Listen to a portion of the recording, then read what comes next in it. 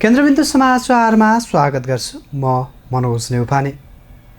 केन्द्रबिन्दु समाचारमा हामी दिनभरिका महत्त्वपूर्ण तथा खोजमूलक समाचारहरू सम्प्रेषण गर्ने गर्छौँ। आजको केन्द्रबिन्दु समाचार सुरु गरौँ प्रमुख शीर्षकहरूबाट। उपत्यकामा कोरोना संक्रमण र भिडभाड बढेसँगै सवारी चेक जाँचमा कडाई। मंगलबार मध्याह्नसम्ममा मात्रै उपत्यकामा 1100 बढी सवारी कारबाहीमा। विदेशमा अलपत्र परेका नेपालीलाई वैदेशिक रोजगार कोषको रकम प्रयोग गरेर ल्याउन संसदीय समितिको सरकारलाई निर्देशन। मानव बेचबिखन जस्तो गम्भीर आपराधिक कार्यमा संलग्न मेनपावरको दर्ता खारेजी र कारबाहीको माग। रोजगार अनुमति प्रणाली EPS अन्तर्गत वर्षेनी हुँदै आएको कोरियाली भाषा परीक्षा यस वर्ष नहुने। 961 जना भिसा लागेका युवाको भिजा म्याद पनि घुच्राँदै। चाडपर्व नजिकिँदै गर्दा उपभोग्य वस्तुको मूल्य वृद्धि गरेर कालोबजारी भइरहेको भन्दै अनुगमनका लागि सांसदहरूको माग। मूल्य वृद्धि गर्नेलाई कडा कारबाही गर्नुपर्ने र कोरोना भाइरस परीक्षणका लागि WHOले 15 देखि 30 मिनेटमा नतिजा देखाउने प्रविधि ल्याउँदै। स्वास्थ्यकर्मी र प्रयोगशाला कम भएका अल्पविकसित 133 देशमा सुविधा उपलब्ध गराइने। जस्तै परिस्थितिमा पनि होन्डा छ सधैँ तपाईसँगै। त्यसैले अब होन्डा हुनेछ तपाईसँग मात्र 1 रुपियाँको डाउन पेमेन्ट वा 1 रुपियाँको EMI वा 1% इन्ट्रेस्ट रेटमा। थप जानकारीका लागि यी नम्बरमा कल गर्नुहोस् वा माथि दिएको लिङ्क क्लिक गर्नुहोस्। होन्डा छ सधैँ तपाईसँगै। केन्द्रबिन्दु समाचार सुरु गरौँ विश्वव्यापी महामारीको रूपमा रहेको कोरोना भाइरस सम्बन्धी विश्वव्यापी अपडेटबाट। विश्वभर कोरोना भाइरस संक्रमितको संख्या 3,36,03,000 नागेको छ भने संक्रमणबाट मृत्यु हुनेको संख्या 10,07,000 नागेको छ। त्यस्तै विश्वभर निको भएर घर फर्कनेको संख्या 2,49,11,000 नागेको छ। यता नेपालमा आज मंगलबार 10 जना संक्रमितको मृत्यु भएको छ। यो सँगै कुल मृत्यु हुनेको संख्या 491 जना पुगेको छ। त्यस्तै मंगलबार नेपालमा 1513 जना नयाँ संक्रमित थपिएका छन्। यो सहित नेपालमा कुल संक्रमितको संख्या 76,258 जना पुगेको छ। विगत 24 घण्टाको अवधिमा काठमाडौँ उपत्यकामा मात्रै 934 जनामा कोरोना पोजिटिभ पुष्टि भएको छ। त्यसमध्ये काठमाडौँ जिल्लामा 747 जना, भक्तपुरमा 76 र ललितपुरमा 114 जनामा संक्रमण पुष्टि भएको हो। यससँगै काठमाडौँ उपत्यकामा कोरोना संक्रमितको कुल संख्या 23,268 जना पुगेको छ। स्वास्थ्य तथा जनसङ्ख्या मन्त्रालयका प्रवक्ता डाक्टर जागेश्वर गौतमका अनुसार मंगलबार 731 जना कोरोना संक्रमण मुक्त भएका छन्। यससँगै कुल निको हुनेको संख्या 55,371 जना पुगेको छ। अब पूरा समाचार। स्वास्थ्यकर्मी र प्रयोगशाला कम भएका अल्पविकसित मुलुकमा कोभिड-19 पत्ता लगाउने प्रक्रियामा ढिलासुस्ती देखिएकाले त्यसको सहजताका लागि WHOले नयाँ परीक्षण प्रविधि ल्याउने भएको छ, जसले 15 देखि 30 मिनेटमा नतिजा देखाउने छ भने उक्त प्रविधिलाई 133 देशमा उपलब्ध गराइनेछ। एक रिपोर्ट। विश्व स्वास्थ्य संगठन WHOले केही मिनेटभित्रै कोभिड-19 पत्ता लगाउने एउटा परीक्षण न्यून र मध्यम आय भएका मुलुकमा कोरोना भाइरस पत्ता लगाउने कार्यक्षमतालाई उच्च रूपमा विस्तार गर्ने बताएको छ। बीबीसीमा उल्लेख भए अनुसार स्वास्थ्यकर्मी र प्रयोगशाला कम भएका अल्प विकसित मुलुकमा कोभिड-19 पत्ता लगाउने प्रक्रियामा $5 मात्र लागत पर्ने उक्त परीक्षण प्रविधिले सकारात्मक परिवर्तन ल्याउने ठानिएको छ। उत्पादकहरूसँगको एउटा सम्झौता अनुसार उनीहरूले 6 महिनाभित्र 12 करोडवटा त्यस्ता परीक्षण उपलब्ध गराउनेछन्। WHO का प्रमुखले यो कोरोना भाइरस नियन्त्रणका लागि प्रमुख कोसे ढुङ्गा साबित हुने बताएका छन्। परीक्षणका लागि नमुना दिएपछि त्यसको नतिजा आउन लामो समय लाग्दा धेरै देशमा कोरोना भाइरस संक्रमण न्यूनीकरणमा गाह्रो हुने गरेकाले यस्तो स्किममा काम गर्न लागि हो। विज्ञहरूले भारत र मेक्सिको जस्ता उच्च संक्रमण दर भएका देशमा एकदमै थोरै मात्र परीक्षण हुँदा महामारीको वास्तविक विस्तार थाहा हुन नसकेको बताएका छन्। पत्रकार सम्मेलनमा बोल्दै WHO का महानिर्देशक डाक्टर टेड्रोस एडहानोम गेब्रेससले नयाँ सजिलै बोकेर हिँड्न सकिने र प्रयोग गर्न सजिलो परीक्षणले कैयौं घण्टा वा दिनको साटो 15 देखि 30 मिनेटभित्र नतिजा दिने बताएका छन्। उनले नयाँ प्रविधि अनुसार प्रयोगशालाको सुविधा र पर्याप्त स्वास्थ्यकर्मी नभएका क्षेत्रमा पनि परीक्षणको दायरा बढाउन सहज हुने तर्क अघि सारेका थिए। औषधि निर्माताहरू एब्बो र एसडी बायोसेन्सरले च्यारिटेबल संस्था बिल एन्ड मेलिन्डा गेट्स फाउन्डेसनका लागि 12 करोड परीक्षणहरू उत्पादन गर्न सहमत बनेको समेत टेड्रोसले बताएका छन्। सम्झौता अनुसार 133 देशमा सहायता पुग्नेछ। त्यसमा हाल महामारीले धेरै असर पारेका र मृत्यु भएका ल्याटिन अमेरिकी मुलुकहरू पनि छन्। दसैँ तिहार नजिकै गर्दा उपभोग्य वस्तुको मूल्य वृद्धि हुने पुरानै प्रवृत्ति हो। यस सम्बन्धमा हरेक वर्ष कयौं गुनासाहरू सुन्ने गरिन्छ। तर यस वर्ष भने सांसदहरूले नै दसैँ तिहार नजिकै गर्दा उपभोग्य वस्तुको मूल्य वृद्धि गरेर कालोबजारी भइरहेको र यसको नियन्त्रणका लागि प्रभावकारी अनुगमन गर्नुपर्ने माग गरेका छन्। संसदको उद्योग तथा वाणिज्य र श्रम तथा उपभोक्ता हित समितिमा भएको छलफलका क्रममा मूल्य वृद्धि र कालोबजारी विरुद्ध लाग्नुपर्ने सांसदहरूको माग रहेको छ। एक रिपोर्ट। सांसदहरूले दसैँ तिहार नजिकै गर्दा उपभोग्य वस्तुको मूल्यवृद्धि गरेर कालोबजारी भइरहेकाले नियन्त्रणका लागि प्रभावकारी अनुगमन गर्नुपर्ने बताएका छन्। संसदको उद्योग तथा वाणिज्य र श्रम तथा उपभोक्ता हित समितिमा भएको छलफलमा सांसदहरूले मूल्यवृद्धि नियन्त्रणका लागि सम्बन्धित निकायले अनुगमन गर्न आग्रह गरेका हुन्। सांसद देवेन्द्र पौडेलले बजार मूल्यमा समानता नभएको अस्वाभाविक रूपमा मूल्य बढेकोले नियन्त्रण गर्नुपर्ने बताए। नियन्त्रणका लागि सम्बन्धित निकायलाई पत्रचार गरी प्रभावकारी अनुगमन गर्न निर्देशन दिनुपर्ने उनले बताए। चर्को महँगी र अस्वाभाविक मूल्य भन्ने सुन्नमा आएको हुँदाखेरि यसलाई चाहिँ कडाइपूर्वक चाहिँ नियन्त्रण गरियोस् भनेर एउटा वक्तव्य अथवा एउटा ध्यानाकर्षण हामी गराउन चाहन्छ भन्ने एउटा स्टेटमेन्ट हो र सम्बन्धित चाहिँ निकायलाई खास गरी आपूर्ति लगायत सम्बन्धित चाहिँ मन्त्रालयलाई हामीले पत्रचार पनि गराउँछौँ। यसको निम्ति बैठक बस्नु मौका हुँदैन र बढी एउटा कार्यदल जस्तो दुई ठाउँमा गएर हेर्ने र सूचनाहरू हामी जहाँ जानकारीमा आएका छौँ। त्यो दसैँ तिहारको बेला समितिको चाहिँ सक्रियता बाहिर प्रकट हुन्छ र भित्र यसले सहयोग पनि गर्छ। त्यसो गर्दा राम्रो। सांसद भीमसेन दास प्रधानले दिनदिनै अस्वाभाविक रूपमा मूल्यवृद्धि भइरहेको बताए। मूल्यवृद्धि गर्नेलाई कडा कारबाही गर्नुपर्ने बताए। अस्वाभाविक रूपमा मूल्यवृद्धि गर्नेलाई सार्वजनिक गर्नुपर्ने समेत बताए। एकदम अनेक ढङ्गबाट चाहिँ मन परे ढङ्गबाट चाहिँ यो सबै ठाउँमा नै यस्तो भइरहेको अब दसैँ आइरहेछ, तिहार आइरहेछ होइन। त्यसका यसमा चाहिँ हिजो पनि हाम्रो एउटा मन्त्रीसँग सहकारी विकास मन्त्रीसँग रामजीसँग उहाँ पनि लेखेको पनि हुन्थ्यो होइन। उहाँले अनुमान गर्नै पर्ने भयो भने मैले त्यहाँ रोकेर गर्नु भीमसेन तपाईँ त्यहाँ समिति हुनुहुन्छ त्यो अनुमति गर्नु पर्यो। खाद्यान्नमा अति नै गर्ने यिनीहरूले होइन भनेपछि अब यस्तो बेलामा हामीले अनुगमन निर्देशन माध्यमिक निर्देशन कडा दिनु पऱ्यो कि होइन। कहिले कार्य थुनै पऱ्यो समातेर त्यो सार्वजनिक गर्नु पर्थ्यो नि कुरा पनि। स्पटमा हटस्पट कहाँ कहाँ छ त्यस ठाउँमा गएर चाहिँ गरेर जस्तै त्यही मार्केट हुनसक्छ कालमतीको होइन। त्यो गर्न सकेन भने यो दसैँको मुखमा चाहिँ नि गरिब दिन दुखेर त खान नपाउँछ हुन्छ। अब पैसै छैन किन्नलाई, त्यसमाथि चाहिँ महँगीको मारामारी भनेपछि यो सहायता जुन क्रम भयो यो एकदमै ठिक छ। सांसद सुजाता परियारले पनि दिनदिनै मूल्य वृद्धि भइरहेको बताइन्। अनुगमन गर्ने अवस्था अहिले नभएकाले सम्बन्धित निकायलाई छलफलमा बोलाउनु पर्ने समेत बताइन्। अब दिनानुदिन यसरी चाहिँ मूल्य वृद्धि भइरहेको छ जथाभावी। सम्बन्धित निकायले के हेरिराखेको छ? अब हामीले अनुगमन गर्ने कुरा यहाँ उठ्यो, त्यो अहिले कोरोनाको कारणले त्यो पनि सम्भव छैन र यसमा चाहिँ अब सम्बन्धित निकायलाई बोलाएर उहाँहरूले अहिलेसम्म के कसो गरिराख्नु भएको छ आम साधारण जनताको निमित्त यो समस्याको लागि के कस्तो पहल भइराखेको छ, अनुगमन भएको छ कि छैन, यदि भएको छ भने कहाँसम्म पुगेको छ, यो चाहिँ सम्बन्धित निकायलाई बोलाएर जानकारी लिनु नै उचित हुन्छ भन्ने समिति सभापति विमल प्रसाद श्रीवास्तवले मूल्य नियन्त्रणका लागि सम्बन्धित निकायलाई अनुगमन गर्न निर्देशन दिने निर्णय भएको बताए। समितिमा छलफलका लागि बोलाउने वातावरण नबनेसम्म सचिवालयलाई सम्बन्धित निकायलाई बोलाएर मूल्य वृद्धि विषयमा सोधपुछ गर्न निर्देशन दिएको छ। रोजगार अनुमति प्रणाली EPS अन्तर्गत वर्षेनी हुँदै आएको कोरियाली भाषा परीक्षा यो वर्ष भने नहुने भएको छ। कोरोना भाइरस कोभिड-19 को संक्रमण बढ्दै गएका कारण यो वर्षको भाषा परीक्षा नहुने भएको हो।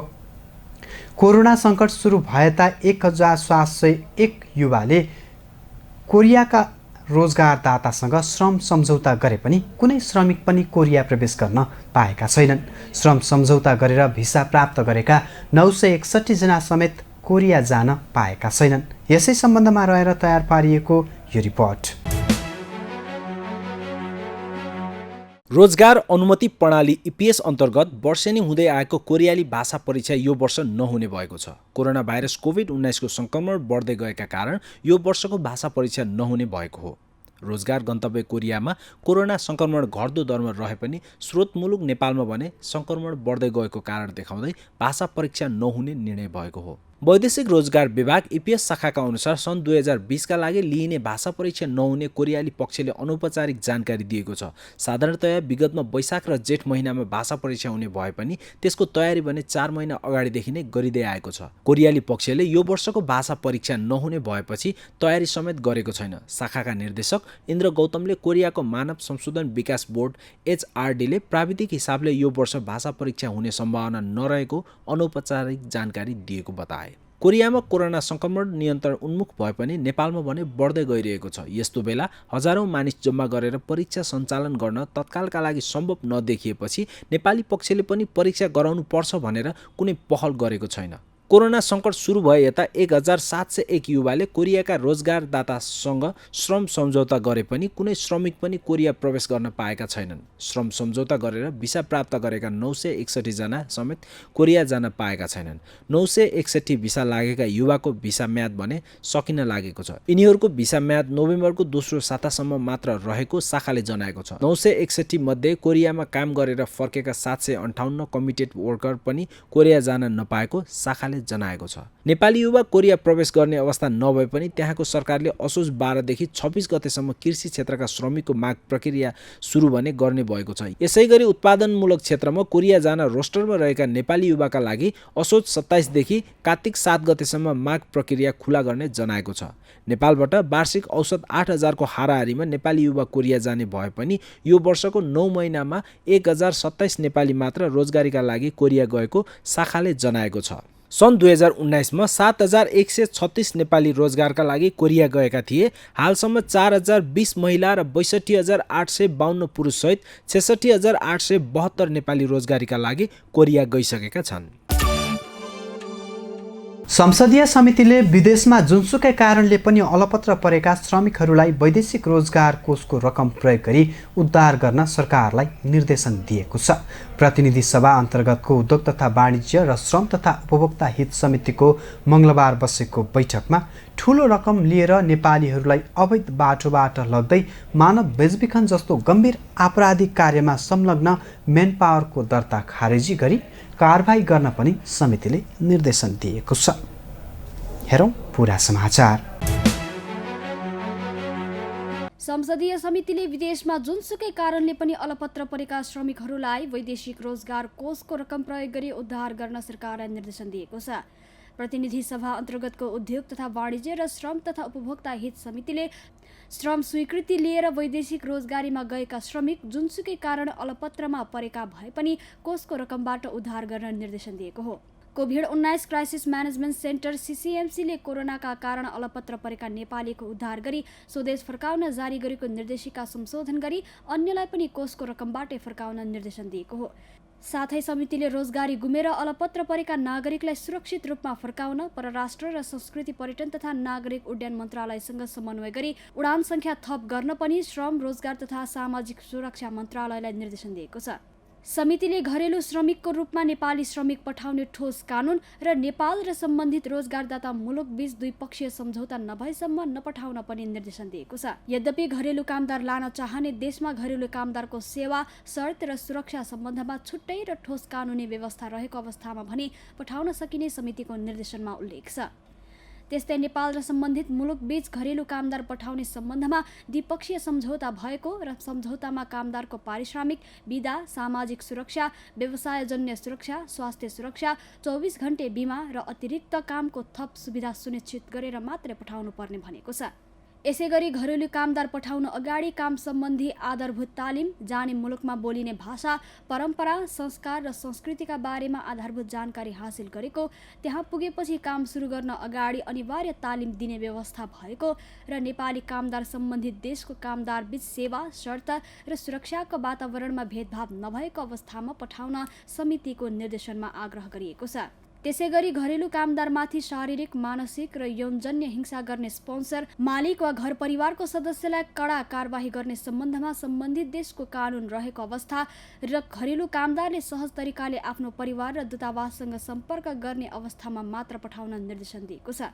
साथै 2072बाट खाडीमा घरेलु श्रमिक पठाउन रोक लगाएको अवस्थामा योभन्दा पहिला नै श्रम स्वीकृति लिएका तर अहिले बिदामा घर आएर पुनः सोही काममा जानका लागि आउनेहरूलाई अनुमति दिन पनि समितिले निर्देशन दिएको छ।